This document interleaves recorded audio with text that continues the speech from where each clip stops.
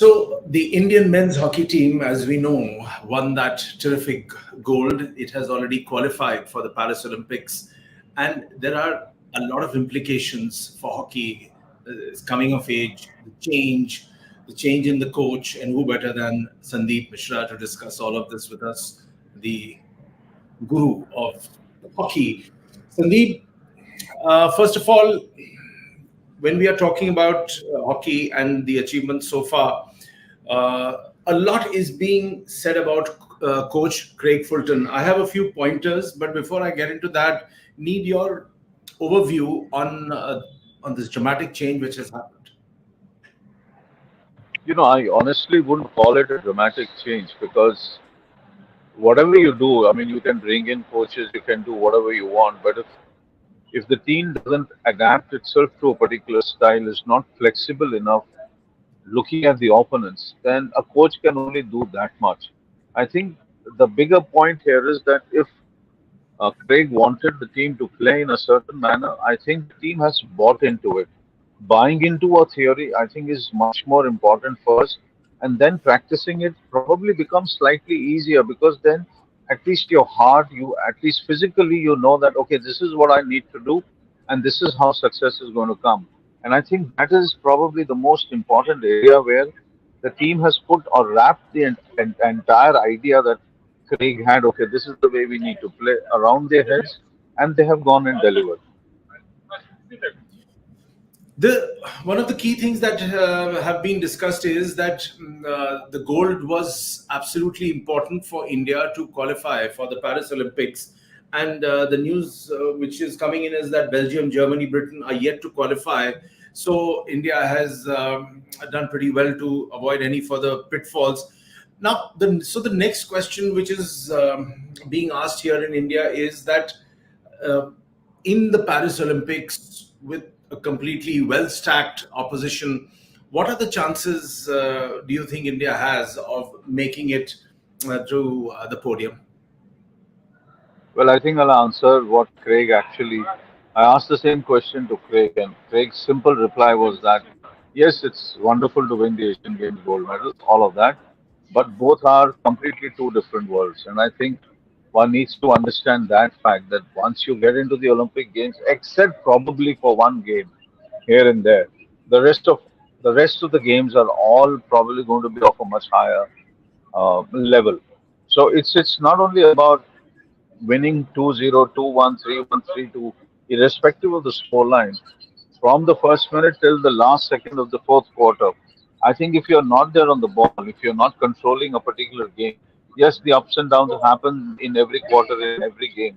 But you need to be in control because if you're not in control, then you're not in control of the match. And in the end, you're not in control of the result. That is exactly what Craig has been telling them that do whatever you want, but keep your defenses up, keep your defenses up. And I think the biggest example was in the third quarter against South Korea in the semifinals when the Indians got a little emotional. When I say emotional, it just means very simply that they start going ahead with the ball without even figuring out where is the structure, who are they supposed to give it. So I think that's the time when he called in Harman and he told him, we could see it from the stands that I wouldn't say addressing down, but he told him as a coach as one can that I think it's time to get back to the structure. Otherwise, you're not going to be winning this game because at that time, if I'm correct, India led 4-3 and Korea had just scored 2 goals. Eventually, they got the structure back in the fourth quarter and won. But this is exactly what Craig would want at the Olympic Games.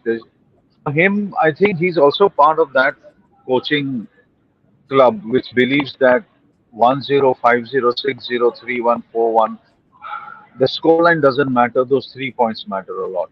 And I think if you're going in with that theory, then winning becomes more important than playing off to the gallery, if I may say so. So I think Craig's inputs probably are in those areas, and the Olympic Games will be decided on that theory itself. Through your eyes, let us try and understand the evolution of this team. And if you're talking about strength, fitness, understanding, cohesion, strategy, I've been chatting with you right through the Asian Games, and you've been repeatedly hitting upon the point that this coach has come with a different vision, has changed quite a few things, and the players have also stood up. But my main point is, my question rather is to you, is that do you feel in recent years, say over the last one decade or so, this is the best team India has been able to put forward? I think if you go position to position, yes. If you go defenses to midfield to the forward line, if you look at a team that can play wholesome. When I say wholesome, I mean the same Mandeep can go back into defense and then come out of it within 40, 50, 60 seconds, a minute, and then score a goal. If you look at all those zones, if you look at all those avenues, I think this is one of the best teams that we have produced in the last decade. A team that can stand very well in defense, a team that can rotate the ball in midfield, hold on to it when it is necessary, and also go up front, create those chances for penalty corners. And a special mention to a player called Abhishek, a guy who can easily maneuver the ball not only inside the circle but takes a snapshot. That snapshot has been a huge problem for opposition goalkeepers because they don't know when the shot is going to come from him, whether he's going to delay it for a second or whether he's going to take a reverse straight away. I think that surprise element is in this team, and in that regard, I think uh, it's probably one of the best teams right now. I want to come to you on an interview that Coach Craig Fulton gave before the Asian Games, and there are a couple of interesting points. So it would be very interesting again to get your feedback on it. So one thing was his vision, and he says, and I quote him: "I've always said I wanted to defend to win, but defend to counter-attack to win. So it's all about defense as a group, not where the strikers don't defend." Now, in easier terms, what does it mean? It means that 11 come back and 11 go forward, of course, except the goalkeeper. He expects that, for example, I'm forgetting yeah, Sanjay. You invariably see Sanjay, who's a fullback, get into a flank position, go up, try and get into the striking circle of the opposition team whenever he can. And I think those are the elements that he's given the space to the team to understand also, that this is what I want in certain areas of the match. This is what I want you to also understand and intelligently apply. I think that is where, when he says that he's enjoying his time with this team, I think he means exactly that. He also says that the staff is also enjoying and the team is also having a great time. I think when all these elements come together, I think then you are probably laying the foundation of a very good team. And when you lay a foundation like this, then the juniors who are supposed to play now the Junior World Cup in December, and they are also at the same center, they are watching the seniors play, they're also understanding, learning from them, once in a while, probably chatting them up. I think then the relay that happens is that one team hands over the baton to the next one. I think that becomes a little more successful. So for Craig, it's been not only educating himself, because he comes from a very different philosophy, which is European in its nature, though he is a South African. He's taken Ireland to the third position in Europe, which is a very big deal. And he's been part of a very successful Belgium side. And Belgium, for whoever is there and who understands hockey, who's seen Belgium play now in their prime, also understand that defensively, Belgium is one of the best teams in the world, and that is the reason why Belgium is 2018 World Cup winner, Tokyo Olympic gold medal winner, 2023 silver medalist at the World Cup. That is the single reason why they are there. Okay. Now, regarding the selection of the team, again, Fulton basically says that he has been given the space to allow to choose and finalize the team that he would like within reason. And then he says, I mean, if I'm way off, that's a totally different conversation. But within reason, I have the final say. So, are we supposed to assume that his predecessor, Graham Reed, never had that say? And how important is that say? I think Craig, all coaches have an 80% say. That much I can vouch for. I think Craig is slightly diplomatic here because he also understands, in a country like India, there are pulls and pushes that happen. Somebody or the other is going to say, "Oh no, I think this boy is 5% better." So Craig probably takes it from a view, or probably from a point. And when Craig came in to India, I think he must have spoken to a decent amount of people out there in the hockey world. who would have told him these are the pitfalls? And he has come in despite that. But I think Craig probably looks at it at the way Altman's looked at it. He looks at it the way Terry looked at it. That even if I get 80-85% of the team that I want, and there are a couple of boys who probably might be not thrust, but probably the selection committee might say, okay, you got to take these two boys. We believe they have the potential and the talent. Then he'll probably say, okay, fine. That I have got a majority of the team is good enough. Now, a couple of boys here and there probably is up to me as to how I play them. So I think in that terms, the selection is in Craig's hand. He speaks also about the strengths of this team, and then he says that we have a strong goalkeeper situation with 3 4 really good goalkeepers. Penalty corner is strong. We have one of the best in the world with Harman, and we have another 2 or 3 flickers behind him. Fitness levels and skill sets are pretty good according to him. And then he makes an important point that we just need to enhance the conversions of circle entries to goal shots and maintain a high corner conversion rate. The last point is something you've repeatedly hit upon, and you've still expressed dissatisfaction even in this tournament, that it has not been good enough. Is that going to be an area they need to look at? I think they already are looking at it. I mean, if you really ask me, the area where we failed, and that's the reason why we failed in the last World Cup in Raurkela and Bhubaneswar, was penalty corners. The moment you say PCs, Harman's name immediately comes to mind because he's your top-notch guy, and because he couldn't get going, or the rhythm and the momentum wasn't there with him, India really suffered at that particular World Cup. And in today's game, penalty corners are not only providing you the goal, they also provide you a certain amount of motivation for the rest of the team.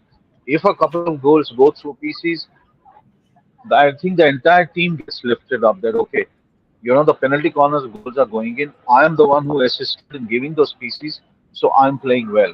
And I think that is probably comes in, that this has to happen in a way that the entire team comes into the mold and they kind of start moving in a rhythm in a particular way that it really brings the team together. Center forwards, midfielders, defenders, not in that sense. So 11, all of them make a team, and that is how I think he's looking at it from the point of the Olympic Games.